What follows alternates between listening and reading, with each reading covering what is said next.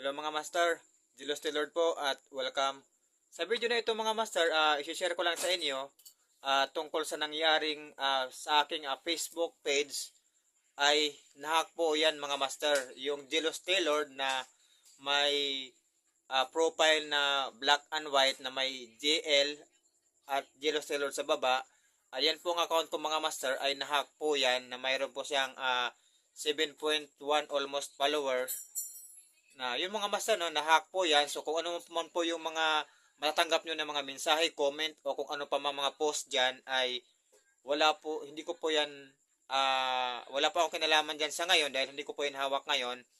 At kung kayo man po ay uh, na message, na comment o ano man po yung mga aktibidad na may kaugnayan sa inyo ay pwede nyo pong, wag nyo pong munang pansinin mga master hanggat hindi ko pa siya na-recover. Sa ngayon, pinoproseso ko pa kung paano ko siya ma-recover yung aking Facebook page account.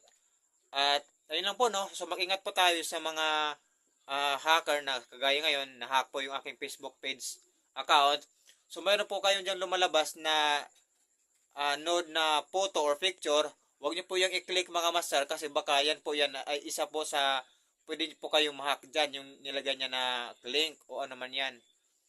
So ayun po mga master no, sana ma-recover natin at sana wag po kayong magaya sa akin sa ngayon mga master na na-hack yung aking Facebook page account. At so ayun lang po mga master, sana ay nasa maayos tayo yung kalagayan at sana maging okay na yung ma-recover ko yung aking Facebook page account mga master. So ayun lang po, maraming salamat at God bless po sa ating lahat mga master.